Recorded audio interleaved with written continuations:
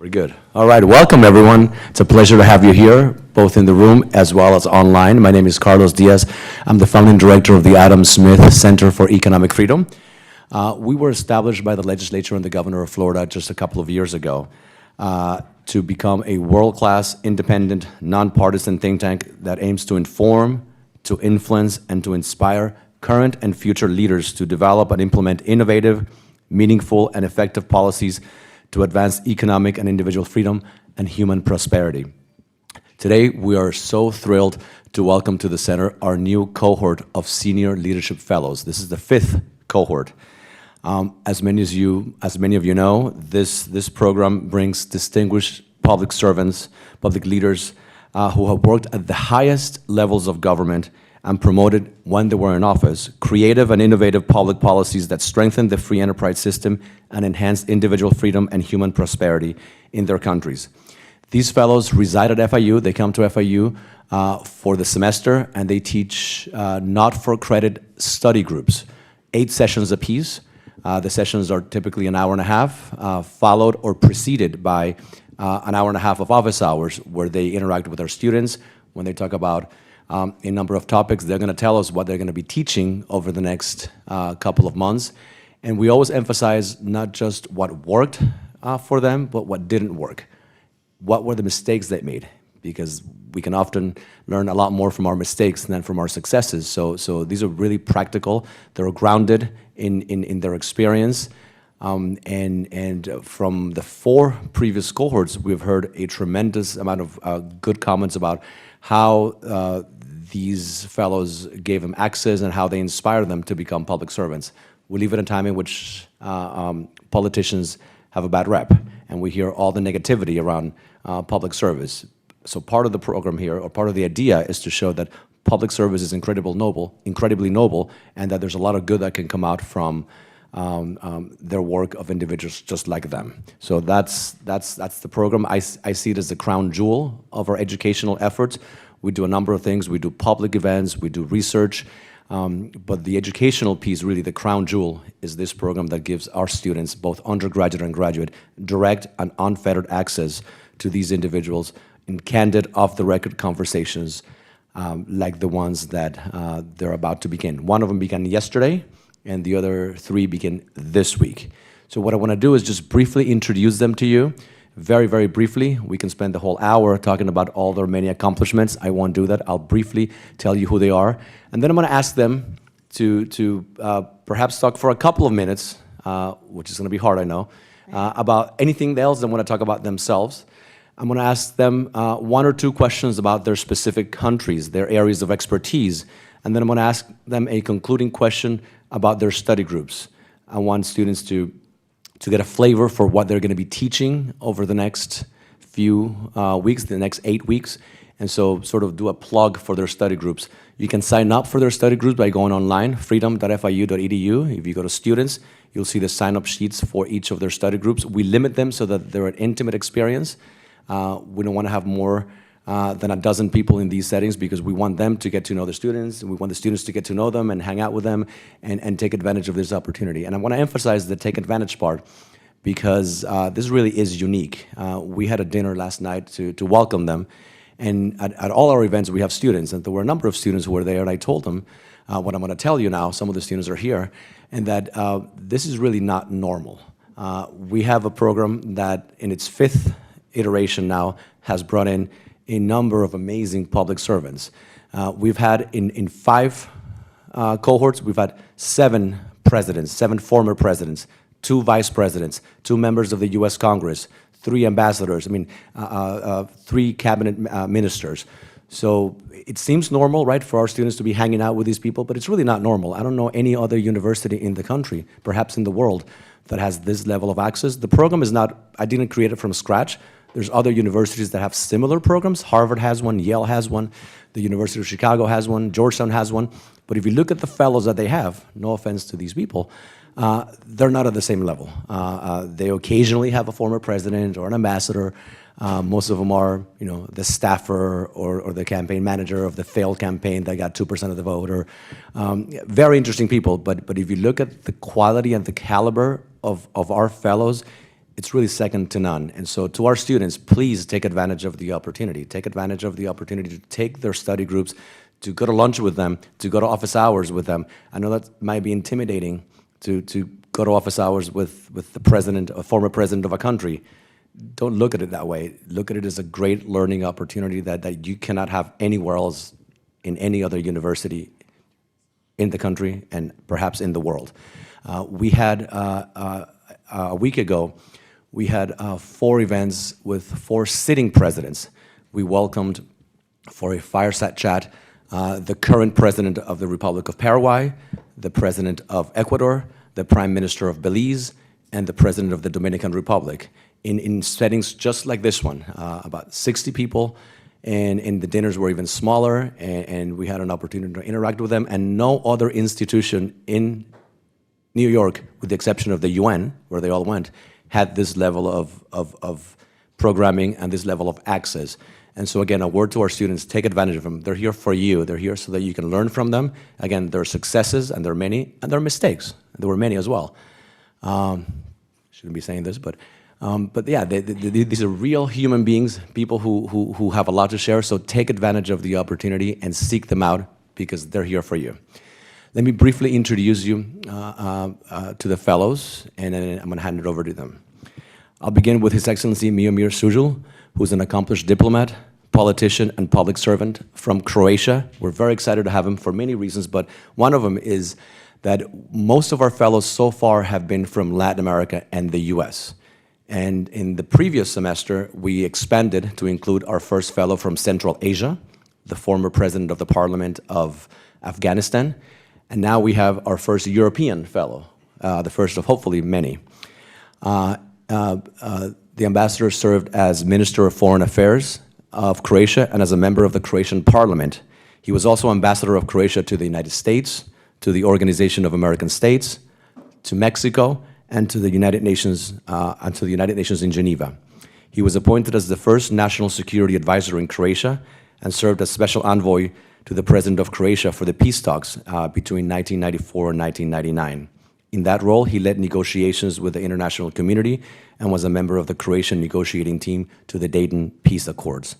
He currently provides strategic counsel to clients on a wide range of foreign policy issues, including global political and economic matters, NATO and European Union activities, and issues at the intersection of business and government.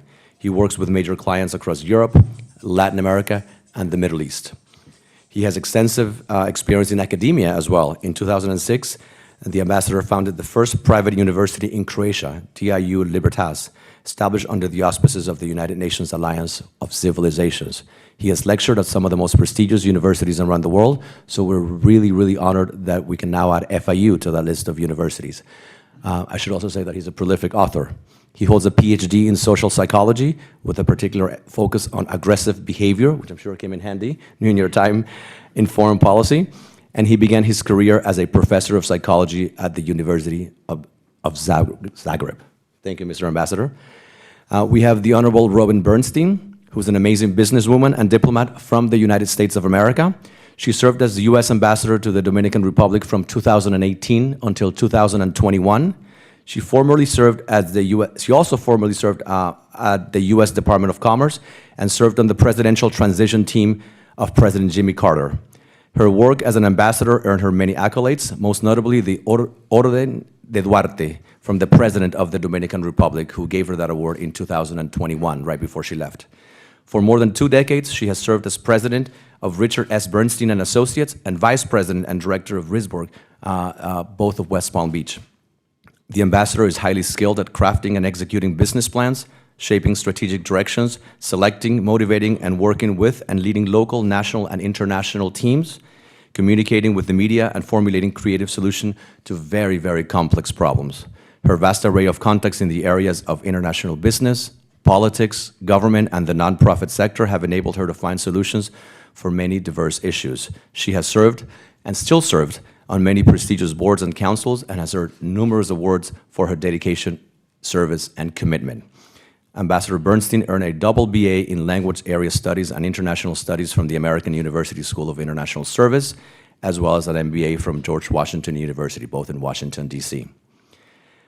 His Excellency, President Juan Guaidó, served as interim president of Venezuela from 2019 until 2023, just a few months ago. And before that, he was president of the National Assembly. An internationally recognized leader, he has transcended borders by demonstrating an unwavering commitment to democracy and freedom, not only in Venezuela, but around the world as well.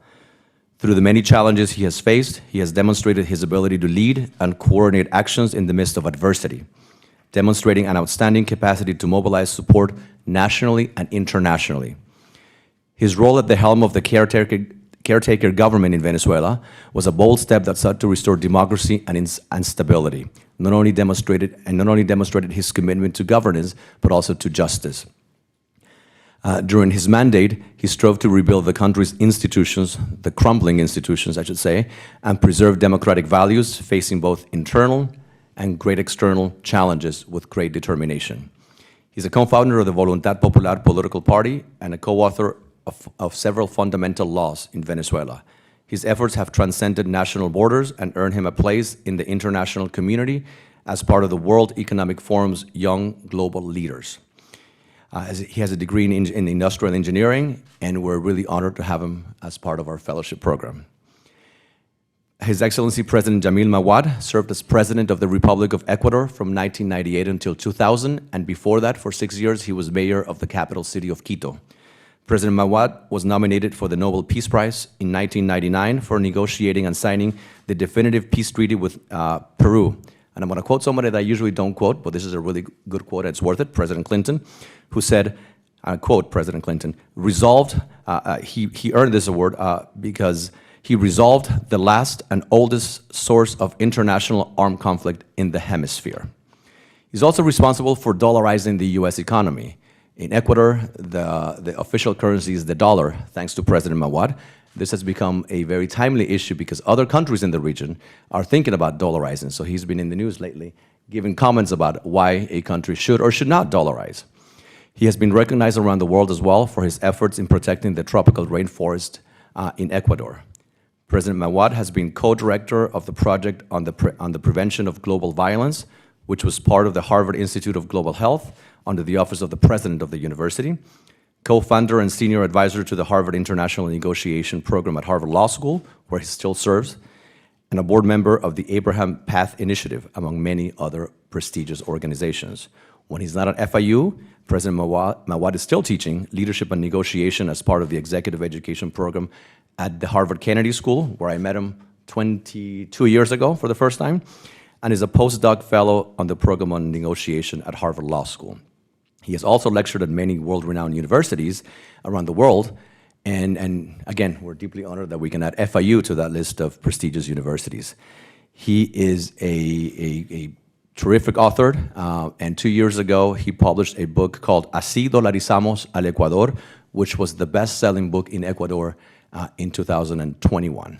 So as you can see, we have a truly amazing, amazing group. I just scratched the surface of all the accomplishments that these individuals have individually and collectively. As I said, this is not normal, so please, please take advantage of it. I'll ask them a few questions, and then I'm going to turn it over to you so you can ask any questions you like. I'll begin with Ambassador Žužul. Thank you.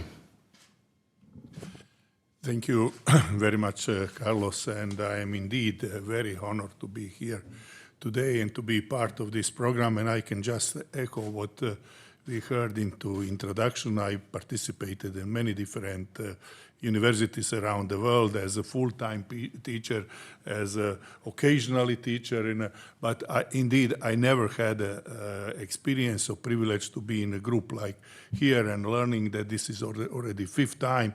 I mean, it speaks volume. Maybe you are not, you cannot fully appreciate it, but trust me, as some of people around here, I was also teaching at Harvard, at Princeton, you know, in London Diplomatic Academy, institutions that are known that they are doing that, and that in theory can invite everybody in theory. In reality, that not everybody, but those people who have something to say are really here, and that is thanks to energy and charisma of Carlos. So thank you very much. I only hope that we will be able to satisfy the nicely way how we were introduced.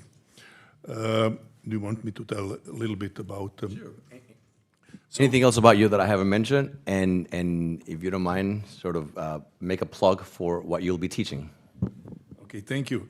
And as you know, group of people here, we are going in between academia, politics, diplomacy, and once I was asked to compare the three professions that I was in. And in that moment, it came to my mind something that I really like. I don't know if you will like it. I said, you know, typically professor is somebody who speaks about the things that she or her or he, that they know about, or that they are expert. Politicians is the person who speaks about the things that probably he or she doesn't know anything, but must to talk about it. And diplomats is the person who doesn't talk even about the things that he or she knows very well. There is something into that. So what I will be trying to exchange the views rather than teaching, it's diplomacy, because I dare to say that I've been living diplomacy for the last 30 plus years. And that subject is, or diplomacy overall, is for me, in a way, biggest disappointment and the biggest motivation. Why disappointment? Because when we look, you know, as a psychologist, I would like to say and to try to prove that we as human beings, that we don't need to go into wars or serious fightings. As a person, as an individual who passed the war, who was witnessing the war, I wonder, is that true? I hope that it is true, but I wonder, is it true? But what I do know, there is only one thing, one human activities, one civilizational activities which is opposite to the war, and that is diplomacy. So it's either or. If you are fighting, or you have diplomatic solution. That diplomatic solution can have a huge number of the options. But there is one prerequisite for diplomacy, always, and that is to talk. And while war, typically, we do not talk. So why that is my disappointment? When we look into history of civilization, not the history of Europe, not the history of Latin America, not the history of this beautiful country, the war exists as long as we exist as a organized human societies, unfortunately, but that is the fact. But diplomacy is as old as that. So diplomacy basically happened simultaneously with the war. Eventually, all wars in the history were stopped. And the stop of the war was some diplomatic solution, even if one side was a loser and one side a winner.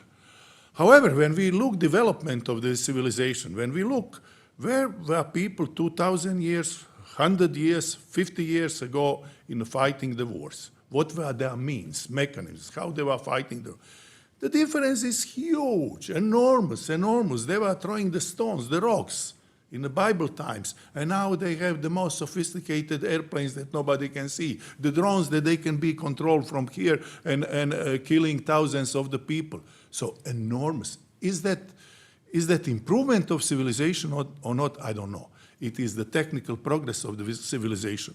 Now when we look what is on the other side, diplomacy, what do we have now that we didn't have 2,000 years ago? We have ties. And we have computers that occasionally we use. Preferably, I don't use it because I believe in diplomacy face-to-face. So we have just human actions and human possibility to convince the other side, whoever is the other side, that peace is better than the war. So that is in a way, or when you look what we are spending as civilization, what we are spending on all diplomatic actions, all peace operations, even including that extremely expensive bureaucracy on a East River in New York, United Nations, but that is still fraction of what any country in the world is spending for defense, for the arms. Diplomacy is also defense. I would dare to argue sometimes way more powerful defense. Why I do believe that? Because I passed through my own life, I passed those stages, from the war to diplomacy to diplomatic solution. And what is ideal? I mean, diplomacy cannot provide ideal solution. It's almost always compromise. But war is never ideal solution, not even when it is without too many casualties, although that is a rare occasion. So when I so that is indeed my disappointment. But from that also it comes the motivation. If I have opportunity like I have it here, I gladly talk about diplomacy from all possible aspects, for negative, for positive, hoping that, by motivating some people to think about that, to work on that, by explaining them that, by the way, diplomacy that is good side. Diplomacy is a very nice profession. But it is not worth to go into that profession if we forget what is the core of diplomacy. The core of diplomacy is come to the peace and not to have nice diplomatic receptions as you can have now if you are right now in New York. So that is my motivation. I hope that I will be able to motivate some of you to continue, to consider to go to that path. And once again, I cannot say enough how privileged I feel to be this day on this table. Thank you very much. Thank you. We're going to go from one ambassador to another ambassador, but before that, I wonder if we can get some more chairs. It looks like we have some people who, the response has been terrific, and if we can get a few more chairs so that everybody can sit down. It's a great turnout. So that was the easy question. We'll get to the hard questions about politics and policy after, but Ambassador? Thank you, Carlos. My name is Bernstein. I am honored to be here today in such distinguished company. It is funny that I chose a necklace from Croatia, not knowing I was going to meet His Excellency from Croatia, Juan Guaidó. When I was in the Dominican Republic, we were very, very supportive of what he had. I cannot wait to attend some of your classes. And of course, this is the first time to meet President Mahuad from Ecuador. But I'm very honored to share this platform today. And thank you again, Carlos, for chasing me down and asking me to do this. I live in Palm Beach, Florida, and my class is really, I've called it a class on leadership and diplomacy and how the two really do interact, because today's leaders really need to be skilled diplomats and today's diplomats need to lead. So this course, I think, is ideal for young students that are considering a career either as a diplomat or I believe that we are all able to be leaders. Leadership is inside of all of us, and I want to share with you some of the tools I think that you will need that will carry you into life. I'm very privileged that I leaned on some of my ambassador friends and former president friends and some new friends to teach this class.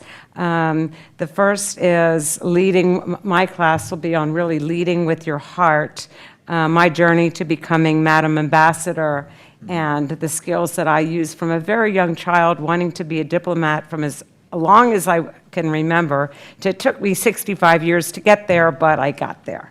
So never give up. The second session is words do matter, and how we communicate today in a world of Instagram and Facebook and AI. Words matter then from when we all were becoming diplomats. Your world is vastly different from the world that we grew up in, but some of the things that we have, the incoming president of the Florida Bar, Roland Sanchez Medina, who will be speaking to us about words matter and how to effectively communicate in today's world.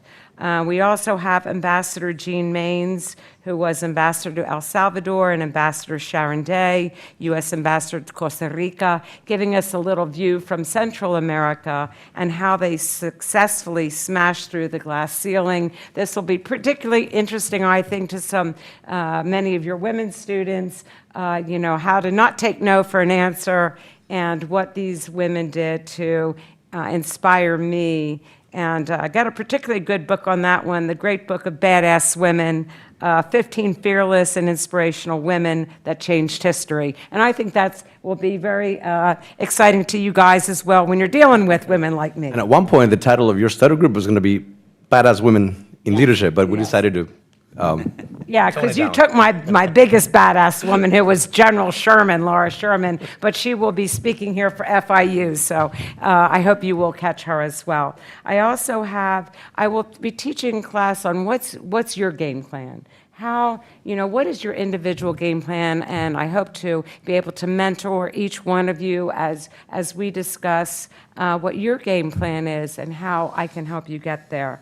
We also have President Leonel Fernandez, who was a former president of the Dominican Republic, who has an incredible library of 400,000 books. He also has partnered, I believe, with FIU on the strategic plan. He wrote a book for Florida and the Dominican Republic. He's a particularly inspirational person to me, highly articulate, and just a wonderful person. I do hope you will be able to catch his class. Then the next ambassador I have is Ambassador Ron Johnson. He was also U.S. Ambassador to El Salvador. But what's most interesting about his class is he's also a career CIA agent. And he will be speaking about motivating and collaborating with diverse teams in high-risk, high-gain environments. And he draws a lot of his inspiration from the leadership secrets of Colin Powell. And then I have Ambassador V. Manuel Rocha, who was U.S. Ambassador to Bolivia. I don't know if you've ever met Ambassador, but he'll give us some thoughts. He's a career ambassador. What is it like to be a career Foreign Service agent? And one of the books I recommend is Life Inside a U.S. Embassy, How to Get That Diplomatic Career of Yours Started.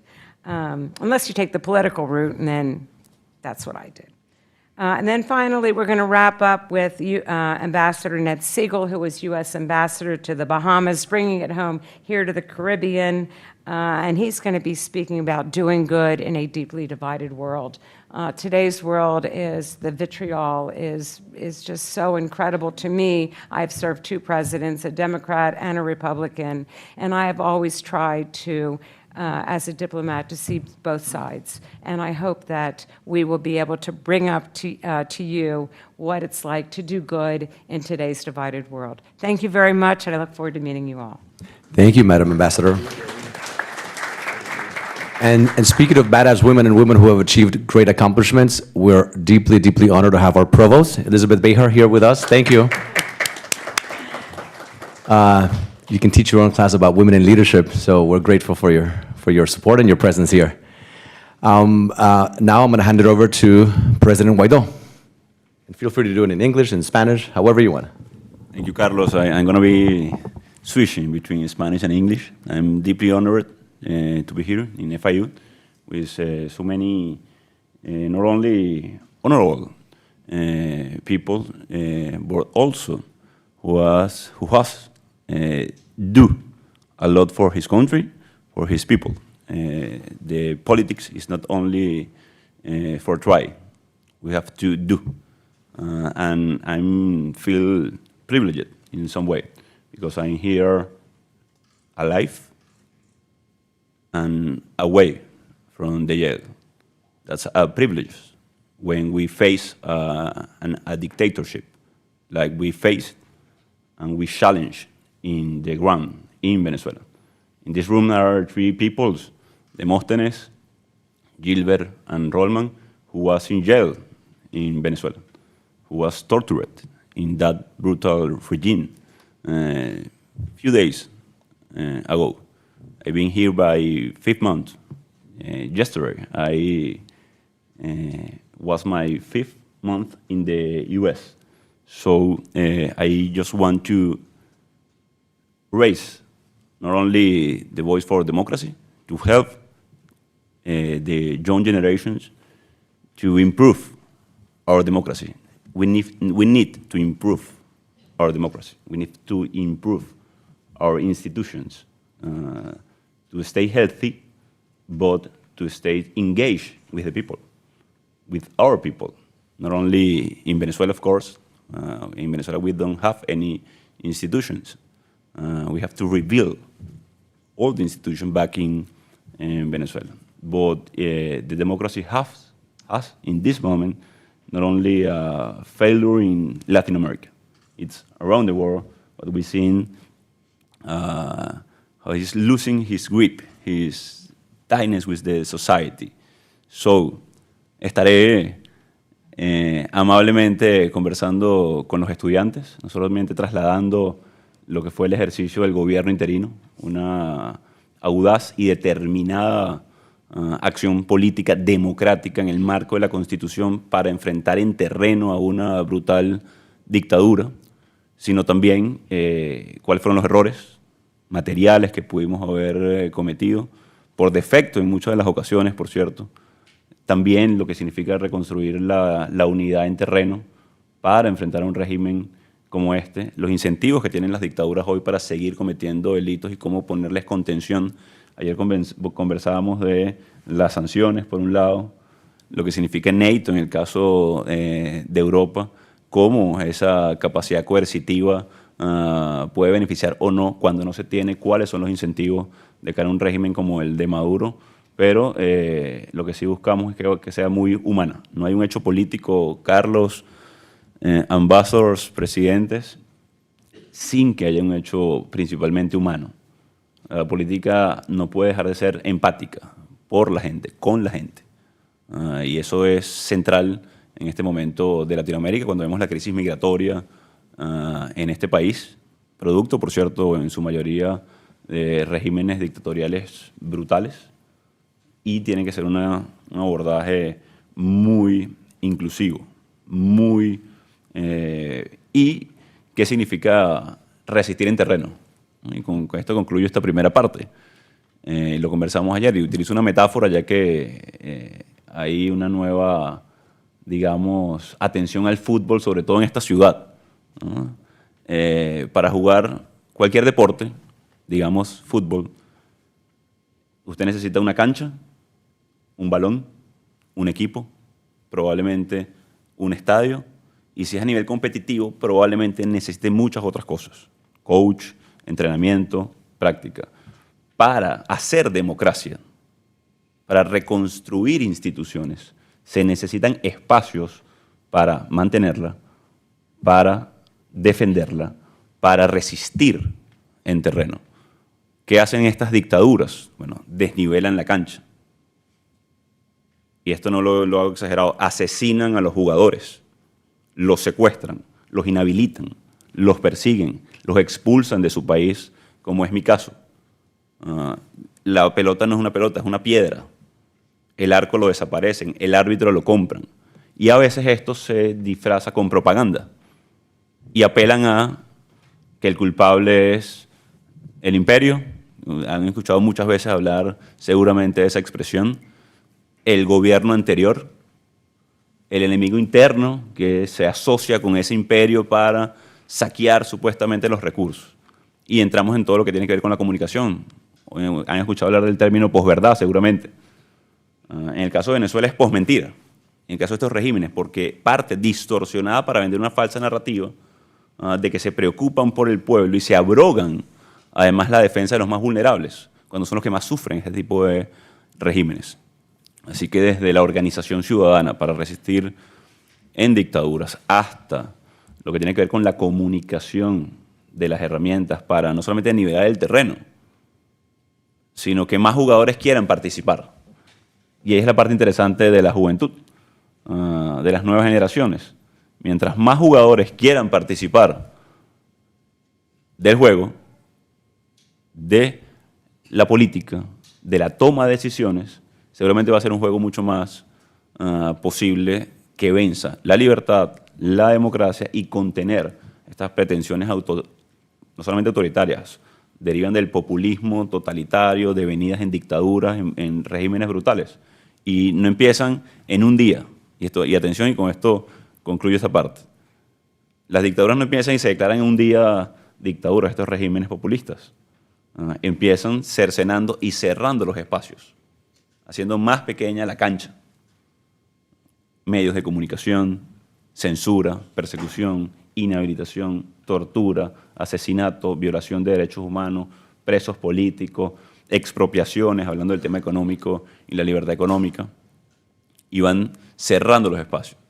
Nuestra gran labor es, y lo estudiaremos, lo veremos, lo analizaremos, es cómo en esas condiciones, porque no son otras, y aquí es donde hay que conciliar, y es lo que vamos a tratar de hacer la academia con la práctica. Porque a veces tenemos la gran tentación de hablar desde el deber ser. Es decir, sacamos un inventario de lo que quisiéramos tener en el caso de Venezuela, cuando hablamos de una elección libre y justa, por ejemplo, cuando las condiciones son absolutamente contrarias y desbalanceadas. Tenemos una gran mayoría que resiste, tenemos una idea clara de libertad y democracia, tenemos la posibilidad de movilizar una y otra vez, como ha pasado en los últimos 15 o 17 años en Venezuela, me atrevo a decir, o más, una idea clara de libertad y un valor que ahí queda bien plasmado del federalismo, de la república. Yo creo que eso es fundamental en este momento. Así que concluyo dándote las gracias al FIU, a Carlos, por este increíble programa que ha elevado la voz no solamente de lo que sucede en la región, en Latinoamérica, en el continente, sino de valores fundamentales que tenemos que defender, que rescatar y por los cuales vamos a trabajar. Así que, thank you very much. Thank you. Mr. President? Thank you very much, Carlos, for inviting me to be part of this semester at Florida International University. Thank you for putting me in contact with this great, amazing group. And my purpose is to follow in Juan Guaidó's idea, how to invite young people to be more related and more interested in public service.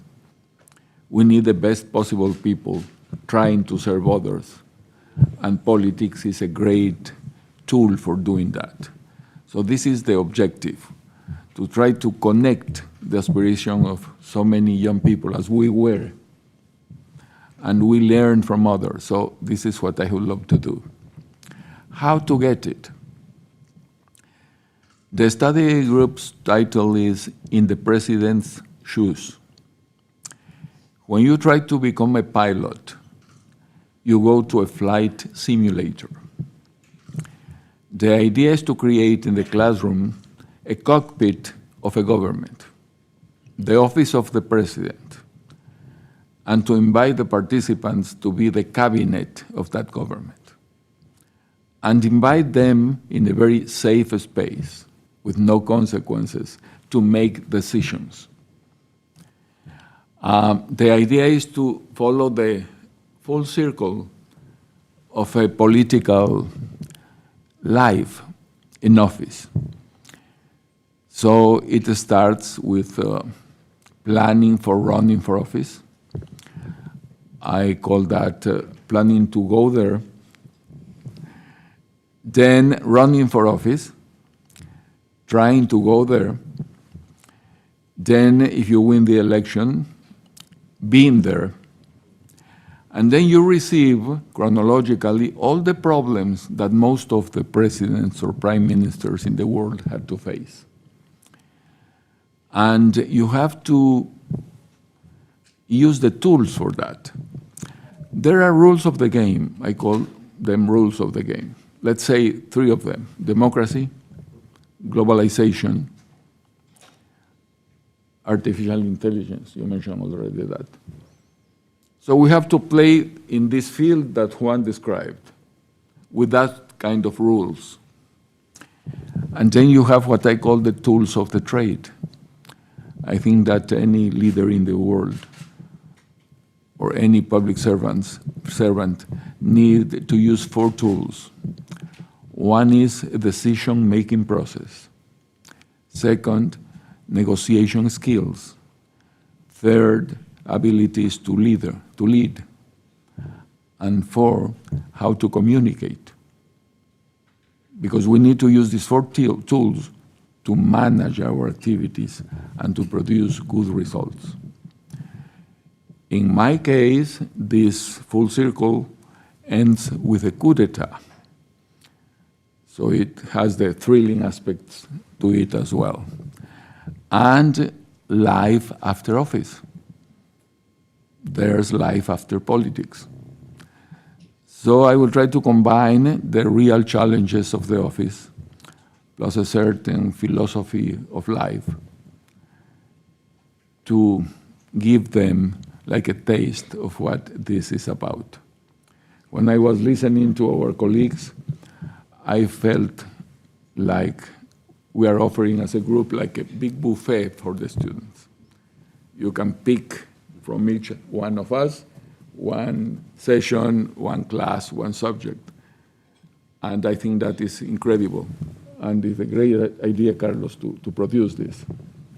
Finally, we have heard that politics is the art of the possible.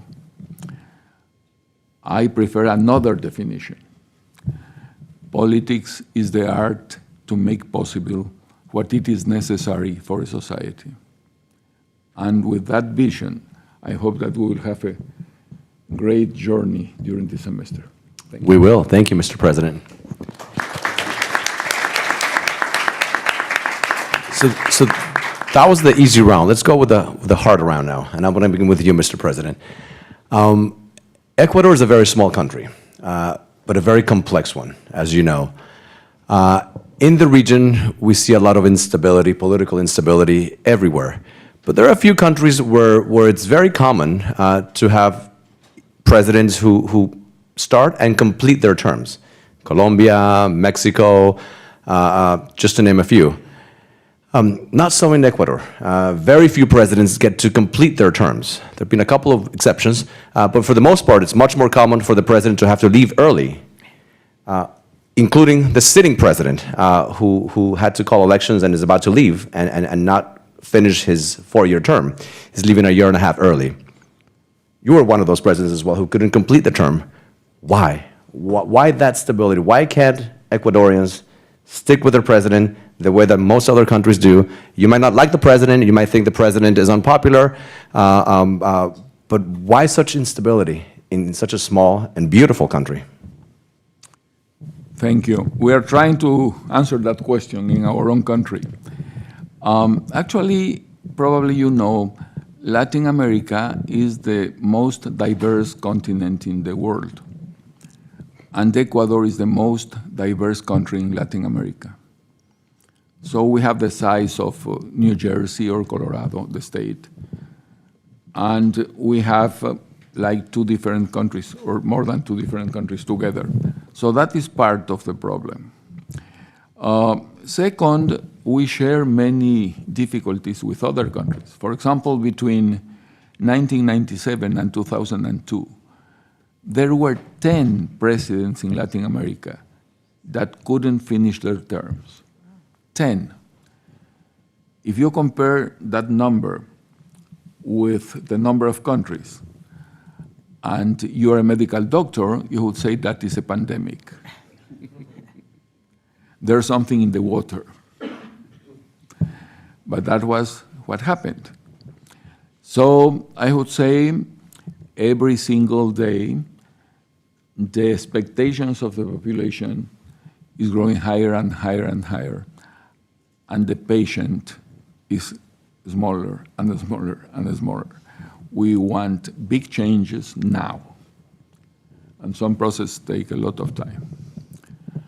If you want to analyze this from another perspective, you could say that we have been receiving many, many times the suggestion that we should diversify our exports. So we have decided to export former presidents. Thank you. Madam Ambassador, you talked about your ability to bring people together. You worked for President Carter and for President Trump. Yes. Cannot think of 2 presidents more different in the modern era than Jimmy Carter and Donald Trump. I mentioned that a week ago we hosted President Abinader of the Dominican Republic, the sitting president. That was on Tuesday, exactly 7 days ago. On Wednesday, the former president, President Fernandez, invited me to speak at an event that he was organizing. So on Tuesday, I was with Abinader. Wednesday with Fernandez. They're running against each other. Different political parties. They're going to face each other in the next election in a few months. Both of them were incredibly praiseworthy of you and talked about how you were a model who represented the United States in a way that most other ambassadors, quite frankly, don't do. How do you, in a world that is so polarized, where not only do you think of the other side as your opponent, but as your enemy, How do you bring people together? How do you create consensus when people are so divided, not just in the US, but around the world? That's kind of an easy question for me because it is my firm belief that we all have more in common than we have apart. So I have always looked to start with what we have in common, because I believe that people really fundamentally want the same thing. They want to be able to have an education. They want to be able to go to work. They want to be able to worship freely and safely. They want to be able to go to a shopping center or a bar or their church or synagogue and be able to come home. They want to be able to see their children be successful. They want them to go to school and come back. You have this rash of shootings and, it's just such a deeply polarized world. So I've always believed that you start with what you have in common. You agree to disagree respectfully, but if we can all move forward with the 80% or 90% of what we fundamentally believe as people, as human beings, then you're off to a great start. And then the other 10 or 15% is really subject to negotiation. I've always started from what we have in common. Thank you. Mr. Ambassador, we're now in the middle of a war in Europe, a war that we haven't seen, we really haven't seen this type of conflict, right, since the Second World War. How does it end? How do we make sense of such aggression on the part of Russia? How do we make sense of the international community's aid to Ukraine? Is there a way to end this peacefully from a European perspective? I know there isn't a single European perspective. There's multiple European perspectives, but how do you see it as a former Minister of Foreign Affairs of Croatia, as a diplomat? How do you see this ending, and what role could the international community play that is not already playing? Thank you very much for that incredibly difficult question in this moment. In 5 minutes or less. In middle of the war, to have a magic way how to stop it, it's next to the impossible. I do believe in diplomacy, and actually first two of my sessions are called aggression on Ukraine and whatever happened with diplomacy. Because there is no diplomacy. There is no world. The world is doing exactly nothing to stop the war. The world is doing one proper thing, and that is supporting the country who is clearly victim on that. Because this is situation, in many occasions in the war, you cannot declare clearly who is aggressor and who is victim. This is one of very, very clear situation. There is an aggressor. It is recognized aggressor. It could be recognized that he would do that aggression years ago. World failed to do it. When he committed that aggression by taking Crimea, what world did? Nothing.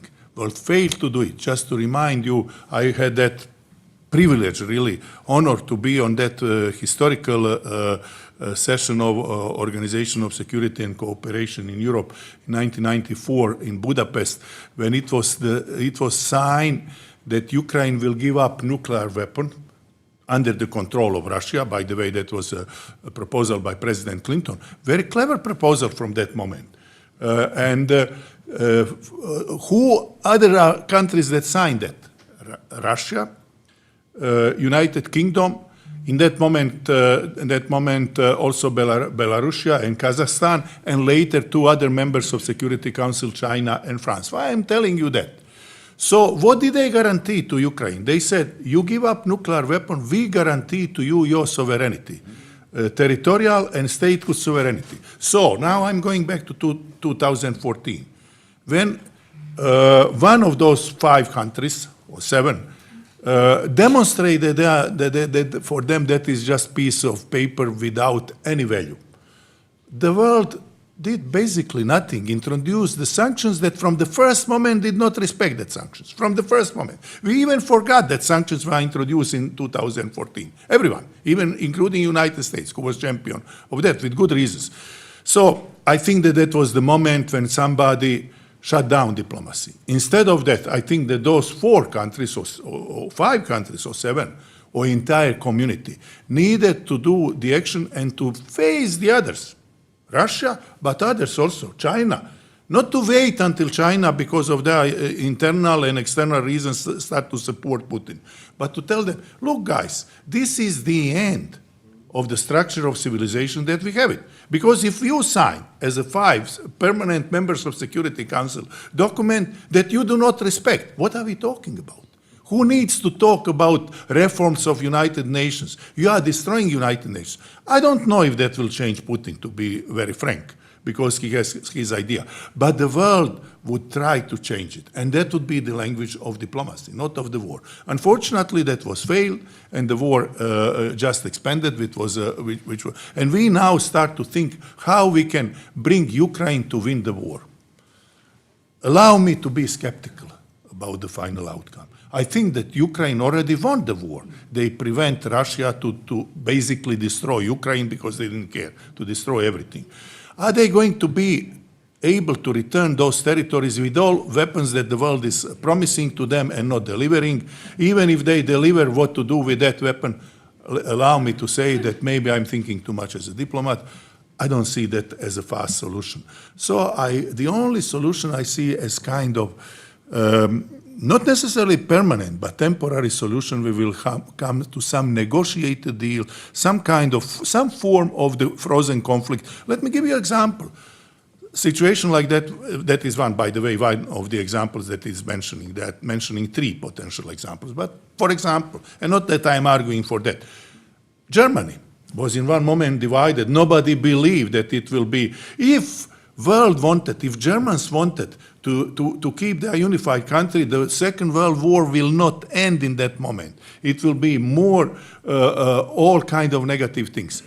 40 years after that, in the life of one man or woman, that's huge period. In the life of the nation, that's not necessarily so. And I'm not advocating that Ukraine will wait for 40 years. I'm just telling that in such a big, complex issues, the solution will not, and does not come in a month. It's longer. So what I am pledging, if I can say so, it is negotiated solution which will stop the casualties, which will stop the war, which will freeze the conflict up to the certain level, then I would personally be very, very much in favor, as much as I can do, at least verbally, that Ukraine is admitted to NATO. Once when Ukraine is admitted to NATO, that will be the end of the conflict, that will be the end of suffering of civilian population. So to wait, dilemma is this. Is Ukraine going to wait until it frees all its territory and then to be admitted, or it is going to be some kind of intermediate solution which will allow that? As long as the Ukraine is in a war, there is no way that it becomes a member of NATO. If it is not member of NATO, no weapon can protect them. It is only the organization that can protect them. Let me ask you a follow-up question. There are a lot of people, a lot of citizens in the U.S. who are unwavering in their commitment to Ukraine. But there are others who feel that, enough is enough. There's a lot of push for accountability. What do you tell, perhaps people in this room, people watching online, what do you tell Americans who are saying, I don't really care about what's happening in Ukraine, it's really far away. Why should they care about what's happening in Ukraine? What's in it for them? They should care very much. Why? Because, number one, we have a guy who is sitting in Moscow and who is in control of the weapon that can destroy the entire civilization. And that is the fact. It is not Kubrick's movie. It is the reality. I believe that that is not going to happen. We all believe and we hope. But how many times in history we hope and we believe that something will not happen and that happened? So that is the easiest. I know, distant to us, but the easiest. The other thing, let's face it, and this is the reality of the 20th century, of 21st century. Without American leadership, there is no solution, full stop. That was proven at the beginning of 20th century, that was proven in the middle of 20th century, that was proven in a war in former Yugoslavia. We could fight the war until today if there were no people with a vision in White House and in Washington who moved the others. And the others were opposing very often because there is no same interest, but we came to the solution. So what I would argue, the fatigue is understandable. And it's bad when those big issues, which becomes narrowly political issues, when we have a partisan approach to that. Because, what is the difference being Republican or Democrat here in looking into what's going on in Ukraine or in China or in India? I don't see, and I don't think that should be big difference. So I would pledge, United States must lead. Not to be part of the efforts, must lead efforts to come to the solution, but of course, efforts which are realistic and not just based on the promises. And let me be brutally open. It is not how many billions of new money Congress approved. It is what is the action that it is needed and what is the solution. And then, trust me one thing, I cannot talk about Latin America, although everybody is involved. Talking about Europe, Europe will do absolutely nothing unless there is a clear leadership from United States. When there is a leadership, there will be, on discussion like that, they will be opposing, they will be complaining, oh, those Americans there, but they will be following that. If there is not that leadership, 27 countries, there are at least 5 different solutions which are, excluding one another. So I'm pledging for American leadership in that and for a solution as quickly as possible. Thank you. Mr. President, you became interim president of Venezuela in January of 2019. Very high expectations. At the height of your government, you had over 60 countries around the world who recognized you as the legitimate president of the country, not the dictator. 4 years later, 4.5 years later, Maduro's still in power, and you're here. What happened? Well, a lot of things. Indeed, a pandemic in between of the time. But I think we didn't realize the brutality and of the capable of Maduro was to align with Russia, with Iran. The Venezuelan issue is not only a Venezuelan issue. It's a geopolitical approach to that matter in this moment. I mean, almost 8 million Venezuelans have flew from our country. Most of them are trying to reach United States in this moment. They have been walking about thousands of kilometers or miles,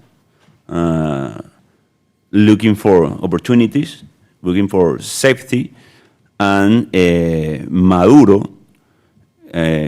lo subestimamos, underestimate in some way. We thought, like Europe with Russia in some moment, that the economic approach to Russia could be useful, and that blew up everything and everyone. With Maduro, the some approach, we commit, but also what we not do. I mean, the greatest failure was in what we don't do.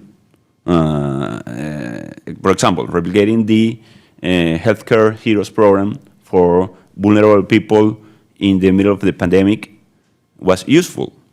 We have to use that tool for the military people, for example.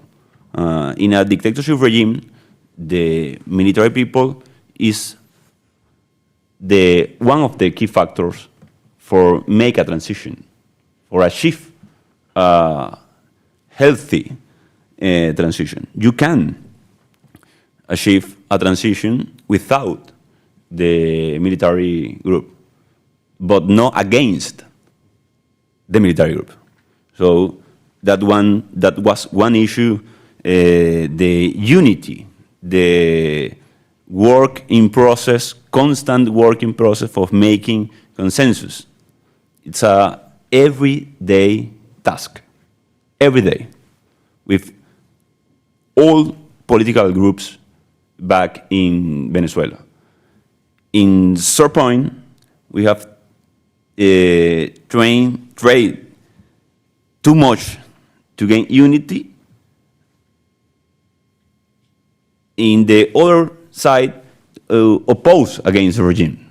So we have to level it, that formula, fast to face the regime. The unity has to be a requirement, not the goal. So we have to use it against the regime. Also,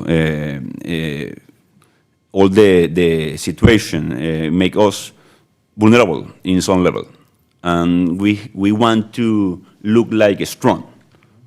We have to show our vulnerability. And in 2020, the regime bribery 7 deputies from 200, with money of Alex Saab, which is in jail, like he has to in the United States in this moment. They almost succeeded in one way, in the communication way. 7 deputies from 200, and they construct all a propaganda, like in short point, the press were asking me, well, but are some deputies getting enough from the situation of the interim government? And we were unable to explain in a better way because all the PR strategy from the regime with a lot of money. I mean, 7 deputies, 35 million of euros. Do the math. What represent in a country, in an intervention. I mean, so we have a lot to process in this moment. We have a lot to do also because there is an important issue in this moment. When we communicate, when I communicate, I am communicating about a process ongoing, an ongoing process in this moment.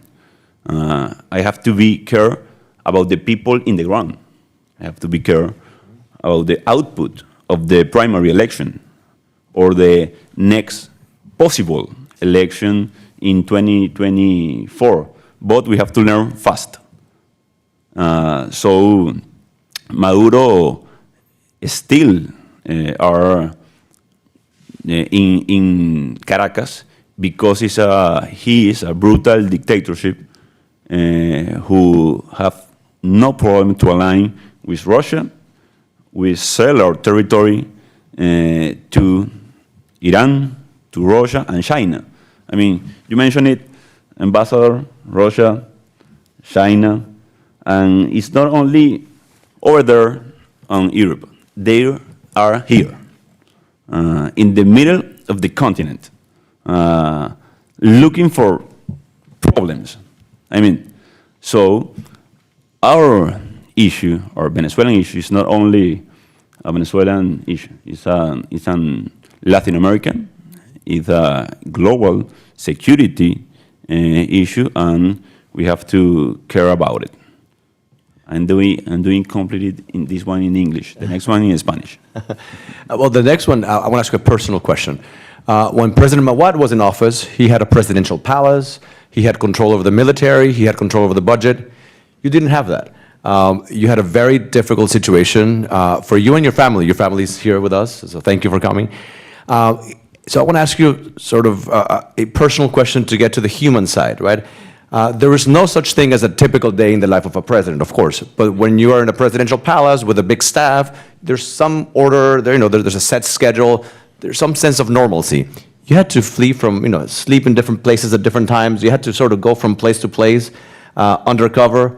What was that like? Can you tell us a typical day in the life of Juan Guaidó when he was interim president? You and your family. Well, we are in a country with a dictator and a legitimate claim to institutional authority. And that collide every day in our life, in our activities, in our duties. Because I swear on January 23 to make possible and free election. We are in this moment trying to help our people, but I'm gonna say this in Spanish. Un día a la oficina. Les voy a narrar un día para llegar a la oficina. To reach our office. One day to reach our office. Nos levantábamos muy temprano, 5:30. Obviamente cuando uno está en estas responsabilidades, lo primero que hace es pasar revista. ¿Cierto, presidente? Todos los pendientes iniciales. Un martes típicamente sesión de la Asamblea Nacional en Venezuela. Me levantaba, saludaba obviamente a la familia. Miranda Eugenia tenía mi hija mayor, que hoy tiene 6, 2, 3 años. Y empezaba a hacer preguntas muy precarias, muy distintas a las que hace ahora, que son todo un reto, por cierto, en sí mismo. Y venía el primer cambio de vehículo. Es decir, tendría que salir de un lugar en semiclandestinidad porque me perseguían 4 organismos de seguridad. DGCIN, SEBIN, colectivos, que como ustedes saben en Venezuela son paramilitares armados por la dictadura, y uno adicional que nunca sabíamos si era el FAES, si eran Cuban agents, o no lo sabíamos. Para distraerlos salían 4 vehículos de diferentes sitios. Llegamos a un sótano, me cambiaba de vehículo, llegaba al punto intermedio y llegaba luego a un tercer sitio donde el régimen pensaba que pernoctaba. Y puede parecer exagerado, pero yo le pido a Gilbert, Rollman, disculpen que les pida que se levanten, Demóstenes. Ellos estuvieron algunos más de 2 años en cárcel porque a veces no era suficiente el mecanismo de seguridad. Demóstenes, perdón que lo diga, Demo, primera vez que lo digo en tu presencia, estuvo colgado de las manos. Perdón que te pedí hacer la...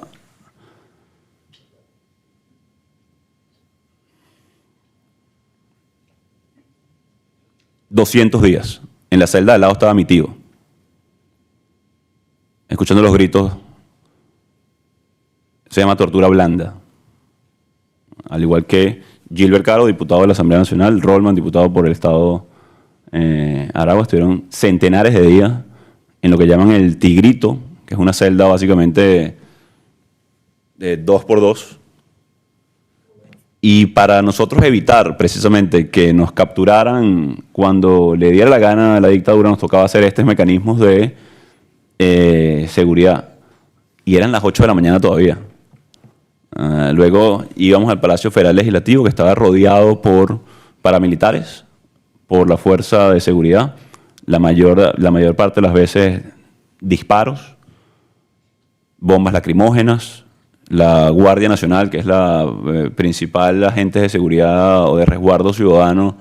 Perdón, pueden sentarse. Gracias y disculpen, pero creo que el testimonio vivo de ustedes es no solamente poderoso, sino un compromiso para seguir. Y además, gracias por venir.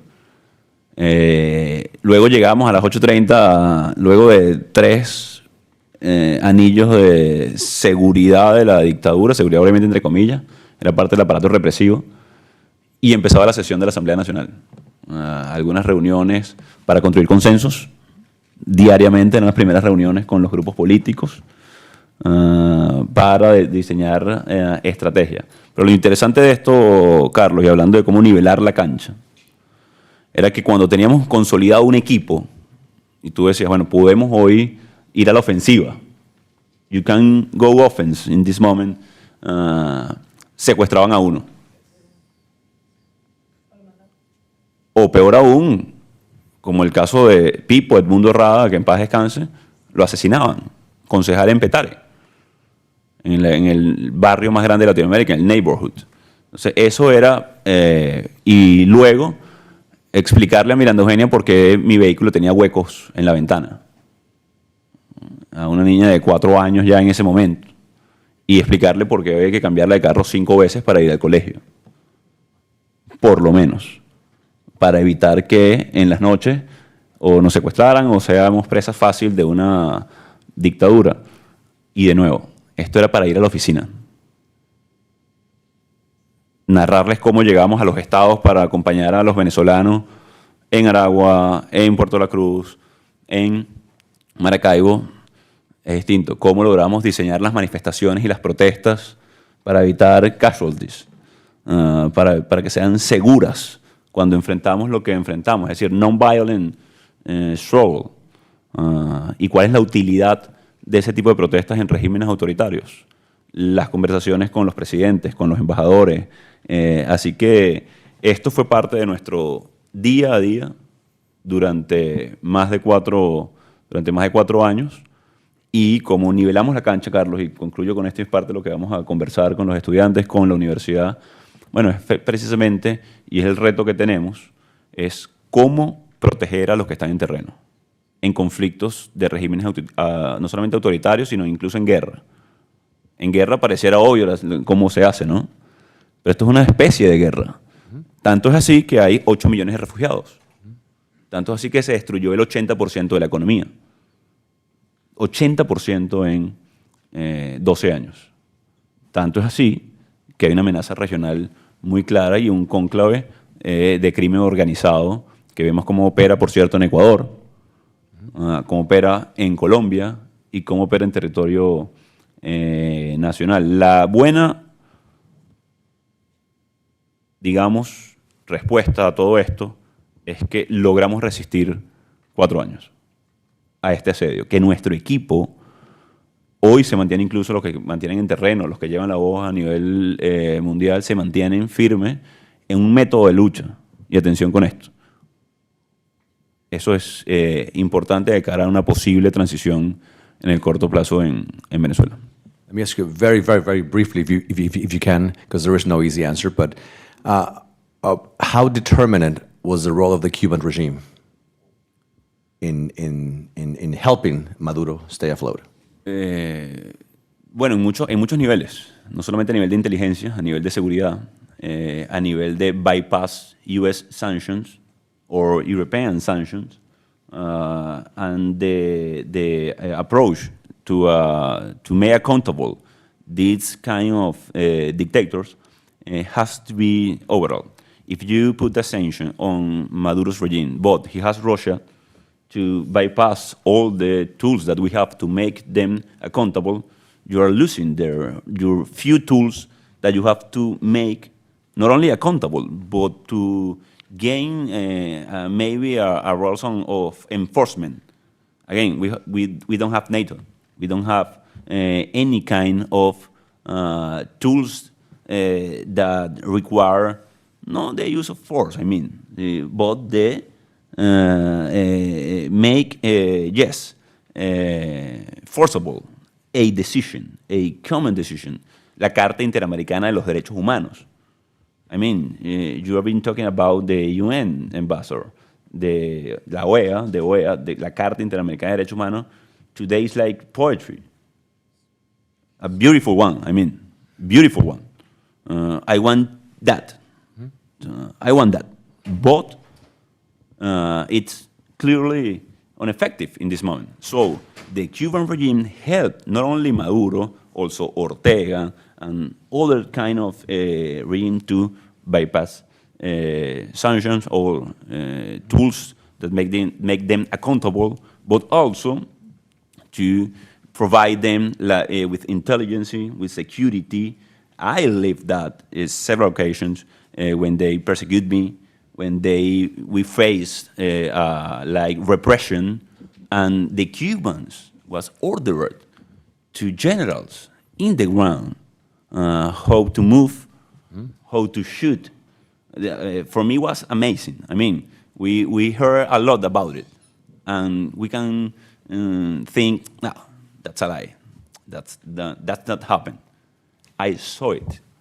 I lived it several times on the ground with our people resisting in the ground with non-struggle violence, with our tools, that constitutions tools. So when we have pariah regimes, they gonna be a focus of distortion, of aggression, of soft aggression, not only soft power, but soft aggression around the continent, and of course for Venezuela and also the United States of America. Thank you.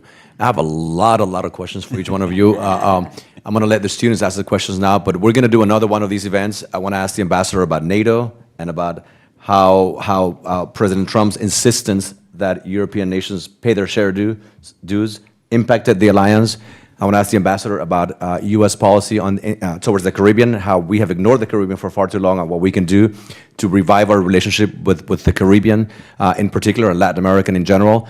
I want to ask the president about the upcoming elections in Ecuador in a couple of weeks, and I want to ask about dollarization. There's a big debate right now in the world, in Latin America, Argentina, for example. Argentina is thinking about dollarizing. When should a country give up its currency and adopt the US dollar? What has to happen for that to work?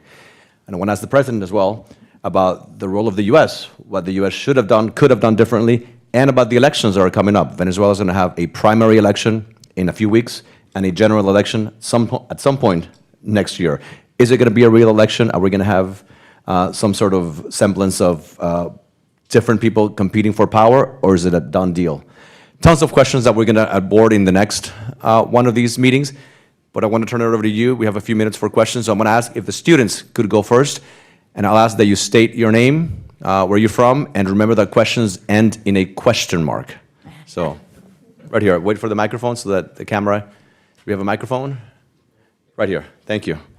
Name, where you're from, why you're studying, and then question with a question mark. Hi, everyone. My name is thank you for coming. I appreciate this opportunity and all of you coming down to Florida. But I study international relations, specifically in the Middle East. But I wanted to address this question for Foreign Minister Žužul, for Ambassador Bernstein. I was curious to find between your stances, your perspectives more on conducting diplomacy. One from the stance of a country like the United States with relative equals being Russia, China, and in that world setting, and from the stance of Croatia, where by the most part, like any other country, to put it simply, like in the periphery of this world, what it's like conducting that diplomacy, being swept away by the currents of either one of the countries in Europe, either by the European Union or by NATO, and having to go along with those, or rather by the US, where you conduct that policy? Well, as far as how we conducted diplomacy in the Dominican Republic, every country is guided by every ambassador to every country is guided by the administration's goals, and I'd call it an interactive strategic plan. And when you first come to a country, you are given a roadmap, if you will, from, let's say, from Washington to California. And our goal is to get from Washington to California. And then it's really up to the individual ambassadors and their team together to come up with the tactical plan. How are you going to go? You're going the way of the South? You're going to go via Ohio? You're going to do a straight line? How are you going to get there? And so we really have this overarching goal that we are required to follow, and we work with the Secretary of State, the National Security Council, the White House, on how we go about getting there. For me personally, I would we set out the plan, and then I would meet with my team. We'd do an offsite. I asked it an offsite quarterly, and we adjusted the plan. Sometimes we found things that weren't working as perfectly as we had hoped that they would be, so we tinkered with the plan. I think that any good leader should have a strategic plan. You have to know where you're going. And then it's really up to the individual ambassador and his or her team to determine how you're going to get there. But as anything, stuff happens, right? It just happens that the unexpected will always happen, and that's what I would say is normal. If you think that there's going to be a normal day when you wake up in the morning, you got another thing coming when you're a president or an ambassador, right? Yeah, I mean, the only thing that's normal is that the day isn't going to be normal. So you always have to plan for the unexpected, and that's one of the things that I hope to bring to the class is how do you plan for the unexpected? How do you pivot when things aren't going as you want? Thank you. I think that Ambassador gave an excellent example how the diplomacy is functioning. I would add only one thing, and I would even urge for that from my experience. There are situations which that normal, everyday normal with the abnormality becomes way more abnormal, and then that is when there is a war. I experienced working with absolutely superb American diplomats who were not just a bilateral ambassador, but special envoys. That is something that exists in diplomacy since the beginning of diplomacy, and I'm not going now to try to explain what is the difference. The difference, but I think that special envoy role is extremely important in a critical situation like war. If nothing else, the communication is way faster, and it needs faster. Special envoy typically communicate directly, let's say in the United States, either with the Secretary of State or with the president, an office of the president, without going through well-established diplomatic rules. I had the privilege working with Ambassador Chuck Redman, that you might know, then Ambassador Bob Fraser, who unfortunately was killed in Bosnia, then Ambassador Richard Dick Holbrooke, who basically brought the peace in Bosnia and Herzegovina, and all they have the role of special envoy, which is, I should say, addition to what Ambassador described how the diplomacy is functioning. Thank you. All right, next question, right here. Right next to you. There you go. Hello, my name is Carlos Rodriguez Lopez. I'm a political science and international relations student here at FIU, and I also write for the blog Caracas Chronicles. My question is for President Guaidó. Can I ask it in Spanish? Sure. Sí. Bueno. Viendo cómo usted ha describido todas estas operaciones que hace el gobierno venezolano para reprimir, para tratar de suprimir a los venezolanos bajo un frágil proceso de primaria como estamos viviendo ahora, la posibilidad de un sabotaje el día del 22 de octubre es bastante real.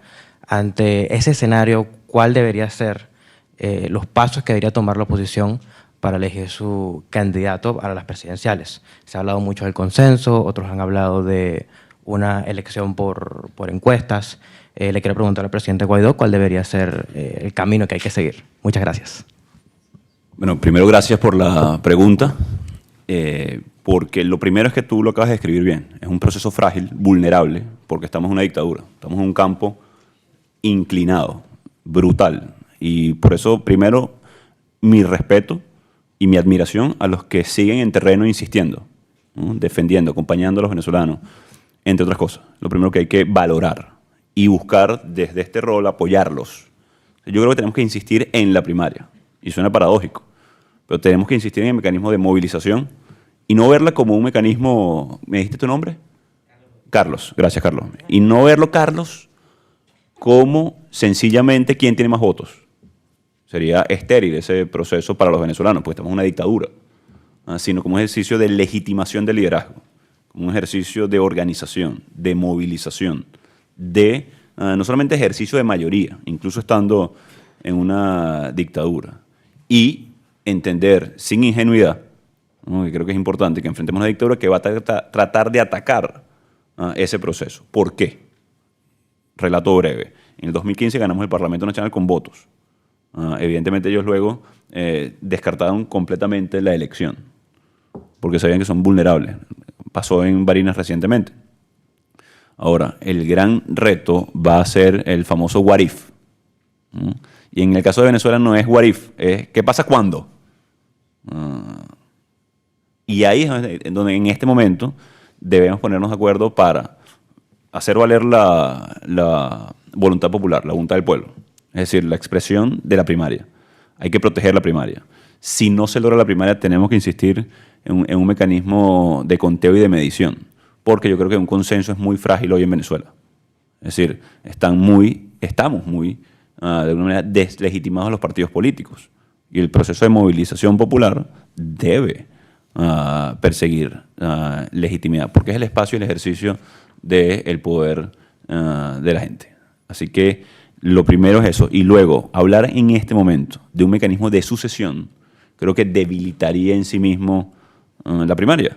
Ahora, creo que, de nuevo, sin ingenuidad, como decimos en Venezuela, sin chuparse el dedo, debemos tener todas las herramientas. Hay un concepto, y aprovechando que estamos en la universidad, podemos hablar de conceptos académicos, acuñados, si no me equivoco, por Huntington, que él habla del stunning election, ¿no?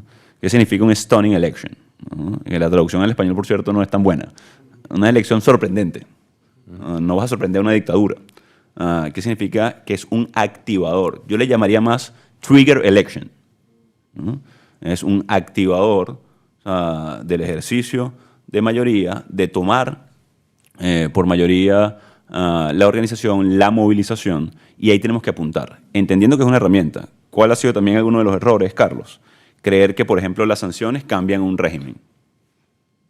Tienen una utilidad, tienen una función, y es parte de las herramientas o los mecanismos para presionar, que es fácilmente activable la responsabilidad de proteger, cosa que nunca ha pasado, por cierto, en la historia reciente en el mundo, o que solamente el voto en una dictadura va a cambiar. Entonces, ¿cuál va a ser la clave para nosotros? Sin ingenuidad, entender que todas estas son herramientas posibles. Hay que cambiar los incentivos a estas dictaduras en la región. Es decir, cuando Maduro ve a Ortega, luego del 21, haciendo lo que hizo, encarcelando a todos los precandidatos. Es decir, yo estoy aquí hoy en el sur de la Florida, gracias a Dios, por si no estuviera preso o peor. Pero, ¿qué vamos a hacer para proteger el resto? Entonces, ahí va a estar la clave para nosotros como venezolanos, de cara primero al 22 de octubre y luego al 2024. Llámalo stunning election, llámalo trigger election, para activar procesos de movilización, de ejercicio de mayoría, de defensa, y un tema adicional que no depende de nosotros.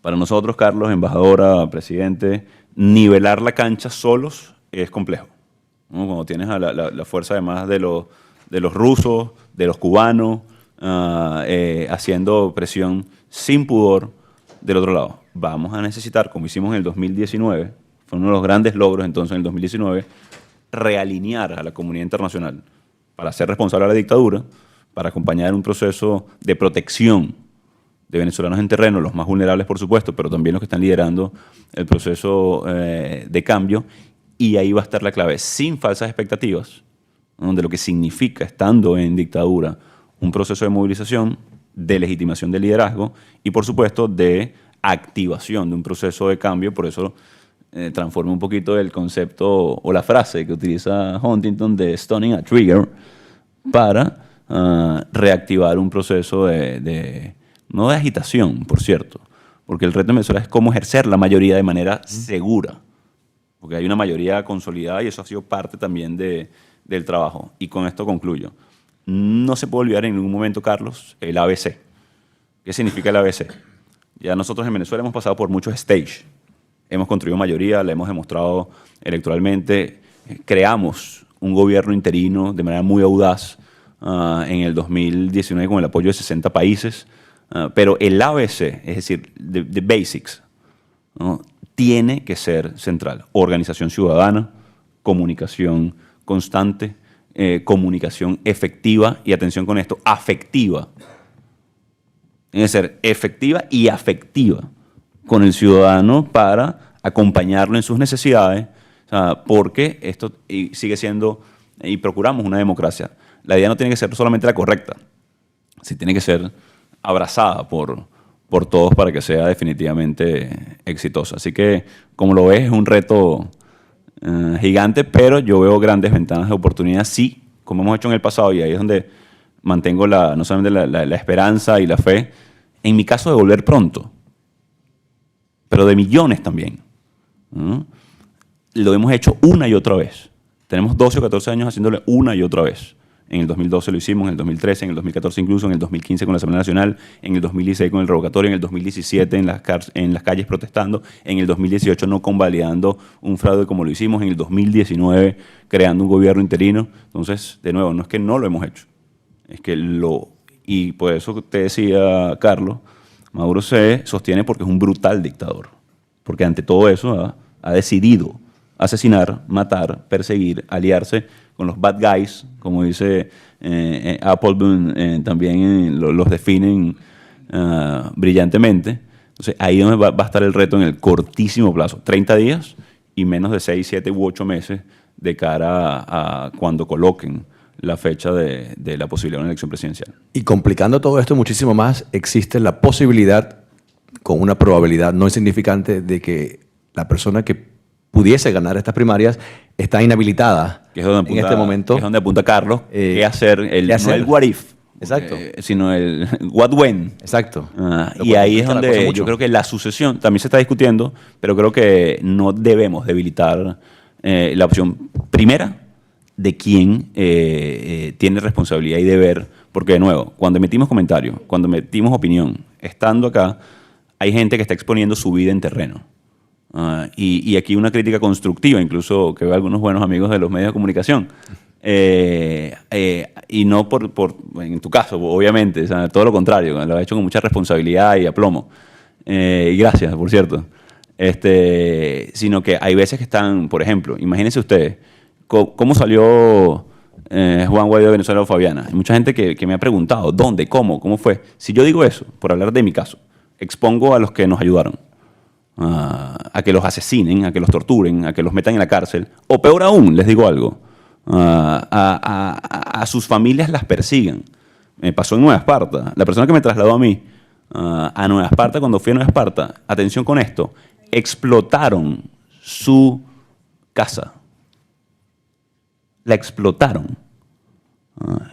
Pero también exponemos una ruta segura de gente que probablemente tengamos nosotros que evacuar por persecución o algunas otras cosas a veces más dramáticas. You have 3 minutes, so if the questions are brief, we can do 2 more questions. We'll do right here, 1, and then 1 here. So go ahead, and then we'll conclude. Yeah, 1 here, and then concluding question. And again, they're going to be teaching for the next 8 weeks, so please take their classes and study groups. Hello, everyone. I'm a freshman here at FIU studying political science. My name is Andrés Gómez. Y le tengo una pregunta a los presidentes. ¿De dónde sacan las fuerzas cuando están desanimados o, en tu caso, cuando tu vida está en riesgo? ¿De dónde sacas el ánimo? ¿De dónde sacas las fuerzas cuando no te quieres levantar? No sé. Esa es la pregunta. Where do you find your strength to keep on going, the 2 presidents? Presidente, empiece usted. Que ha tenido mucha más fuerza. I think the 2 most important questions in life are, who am I and what do I live for? And those 2 questions should be answered before running for office. We have an internal GPS, like the GPS you have in the car.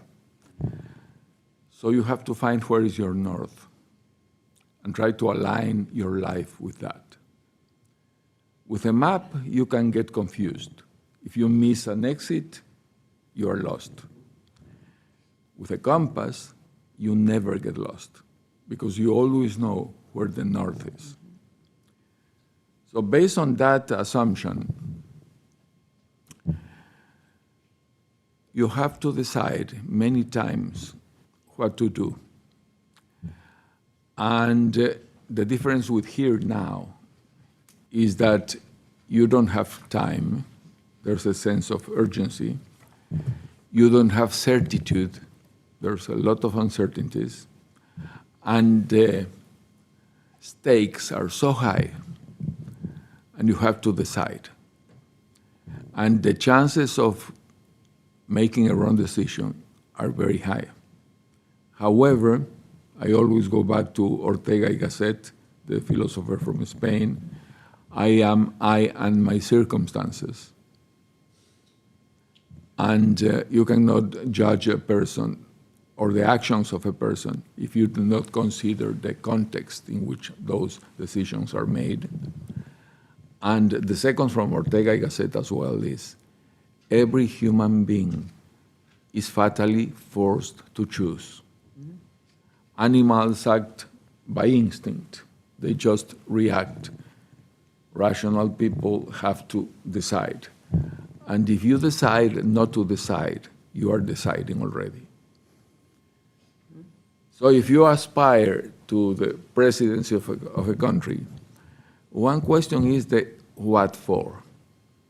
And that is your action plan. You're asking for a mandate for doing these things. But the second question is not what for, but why. What is your internal motivation to trying to get that office? And what prices are you ready to pay for doing the right thing when you are there?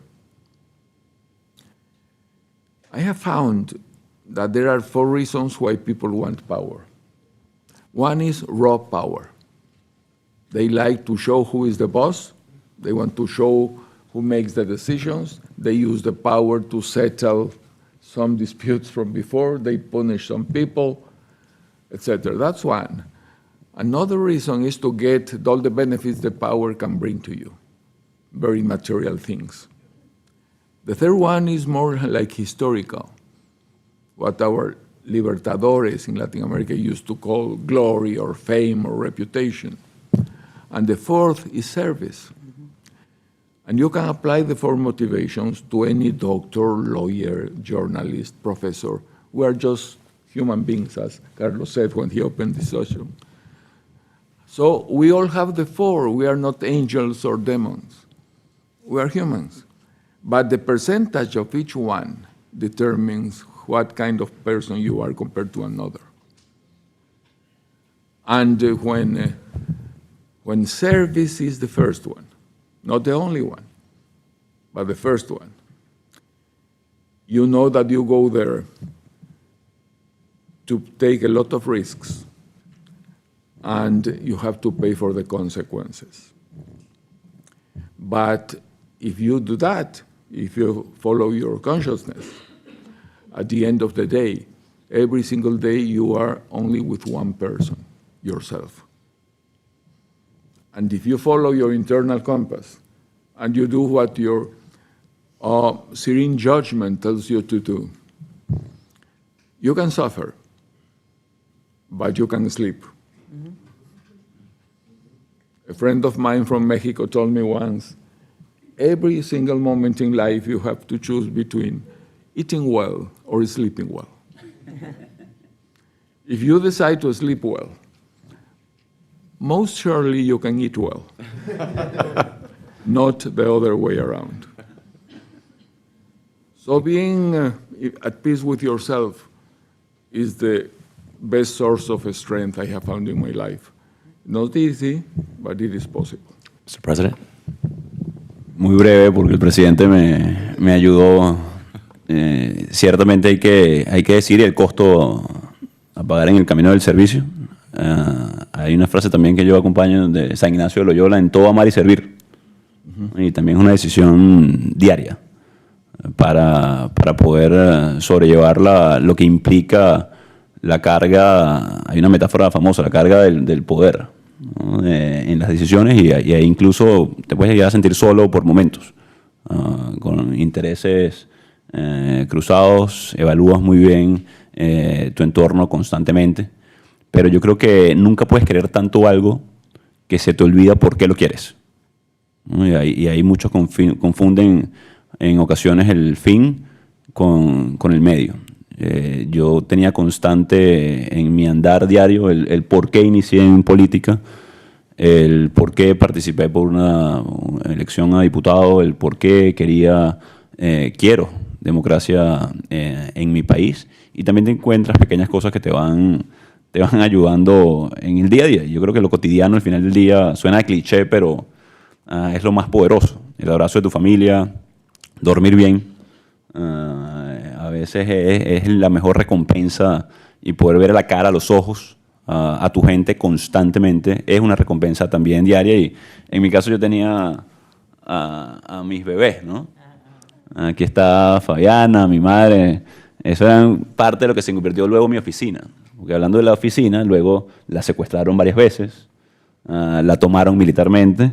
Entonces, es parte también de esa. No subestimes ni subestimen nunca esas pequeñas cosas y esas pequeñas victorias de la cotidianidad, de dormir con la conciencia tranquila y saber por qué haces lo que haces, porque tus decisiones tienen consecuencias sobre ti, sobre tu entorno, sobre tu familia.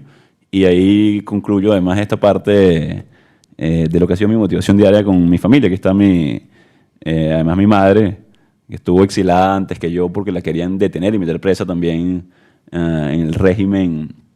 Y en mi caso, presidente, embajador, yo decidí ser político. Yo decidí, ellos no. Ellos me acompañaron en esa decisión y también pagaron de alguna manera las consecuencias de nuestras decisiones. Y ahí la determinación y la constante anclaje en la motivación, en el propósito, creo que también es muy importante para seguir un día más. Funciona también, por cierto, en la universidad. Cuando estuve en la universidad pensaba todos los días, ¿por qué elegí ingeniería? Así que hay pequeñas decisiones en la vida, o sea, que te van llevando siempre y cuando tengas no solamente tu propósito, la posibilidad de ver a tu gente a la cara y lo que te conduce a algunos, aunque la tradición latinoamericana de nuestros libertadores es un poco exagerada, tengo que decir en mi humilde opinión, ¿no? Pero también tiene que ver un poco con la trascendencia, ¿ya? Y lo que mañana o el día siguiente también van a decir de tus actos. So we're past time, and the ambassador has to teach in 7 minutes. So we have one concluding question. Make it brief, and it's going to be really difficult to top that question in terms of inspiration. So no pressure, but make it brief. And the answers, please, even briefer. Thank you, everyone. Asil, I'm from Venezuela, Middle Eastern, but born and raised in Los Guayos, Venezuela. I'm a freshman here in FIU, majoring in international relations, and my brief question is going to be for His Excellency Juan Guaidó and the Honorable Robin, Miss Robin. So, can I ask in Spanish? Sorry. Yes, but make it brief. En su opinión, teniendo en cuenta que el tema de los militares en Venezuela es algo que parte mucho de la movilización del movimiento populista, ¿cómo cree usted que puede ser en algún momento, cree que existe alguna esperanza donde se pueda consignar una cooperación con ellos? Y en sí, ¿de qué forma estas fuerzas militares se puedan allegar y cambiar todas estas desgracias que están pasando en nuestro país? Y en sí, ¿cuál sería el rol de la diplomacia en dictaduras, en regímenes tan frágiles como estos? ¿Cuál pudiese ser el approach de la diplomacia para cesar estas situaciones? How do you know she speaks Spanish? She does. No es perfecto. Repeat it in English, please. It's the role of diplomacy. The role of diplomacy? I think the role of the diplomacy should be, first of all, to, number one, if you are the ambassador, a U.S. ambassador to a country, number one is you're the voice of the president in that country. And the second thing is that your key role, beside issuing visas and all the, the day-to-day things, is you are there to protect the Americans that live, work, and travel there. That is our primary role as the U.S. ambassador, beside speaking for the president and leading your team. Mr. President. Bueno, la verdad el tema da para una tesis, por lo menos, o libros incluso. Toma su clase. Sí, pero es fundamental el rol de la Fuerza Armada en la transición. Y en el caso de Venezuela, donde ellos entendieron muy bien, además muy bien asesorados por el régimen cubano, que tenían que cooptar, sobre todo a la élite, pero también tiene que haber una aproximación humana. Hay soldados, sargentos, tenientes, capitanes, mayores, tenientes coroneles o coroneles que están pasando hambre, que se les va el agua, que su familia no tienen lugar de educación. De nuevo, la aproximación a la política o el abordaje a la política hacia la Fuerza Armada también tiene que ser humano, entendiendo los intereses de quienes hoy comandan la élite y que tienen vinculación estrecha con grupos irregulares, con la criminalidad. Pero hay ejercicios que intentamos en el caso de Venezuela, y lo vamos a hablar durante las clases del 30 de abril. Eso fue una comunicación con la Fuerza Armada, con sus errores, evidentemente. Pero ahí tiene que haber un esfuerzo constante de comunicación con un sector de la sociedad. Imagínate que son los médicos o que son los profesores, un sector de la sociedad vivo, además, que hoy sostienen, sin duda, el régimen de Maduro. Así que es una aproximación humana, entendiendo lo que sufre el grueso del componente militar o la familia militar. Y lo digo con propiedad, además, mis dos abuelos fueron militares. Y además tengo un insight, digamos, de lo que fue ese componente o lo que significó, pero, de nuevo, sin ingenuidad, abordando muchos de lo que son los intereses de esa élite hoy que funciona como un partido político en armas. Atención con eso, en el caso de Venezuela, la élite, y luego cómo lograr, no digamos que se pongan del lado de la Constitución, porque eso sería lo ideal. No estaríamos ni siquiera probablemente discutiendo, sino cómo fue la transición ya en este punto, pero también los incentivos y la capacidad que tenemos incluso de alguna manera, por un lado de coerción, pero también de, como lo denominamos en el 2019, la ley de amnistía, es decir, cómo logras un acceso overall, sí, sería la palabra en inglés, pero vamos a incluso analizar en detalle lo que fue el 30 de abril y qué faltó. Más allá de puede estar de acuerdo o no con la acción, pero si lo ves, fue una conversación, para decirlo de manera lo más clean posible, con un sector fundamental de la sociedad para lograr una transición a la democracia. Y la gran pregunta no es, pues pudiste haber estado de acuerdo o no, y eso es válido, sino es qué faltó para lograr esa transición con la perspectiva, insisto, de la Fuerza Armada. This was just a very small preview of what you can expect in their study groups. The ambassador teaches on Monday afternoons, right? The president, Wednesday afternoons. The ambassador, Tuesday afternoons at 1 o'clock in a few minutes, her first class. And the president on Thursday afternoons. You can sign up by going to freedom.fiu.edu, students, and you can sign up. They're still open because we're just doing this event now, but I'm sure they're going to be filled up pretty soon, so sign up for them. Again, just a very small preview of what you can expect from these amazing public servants over the next 2 months.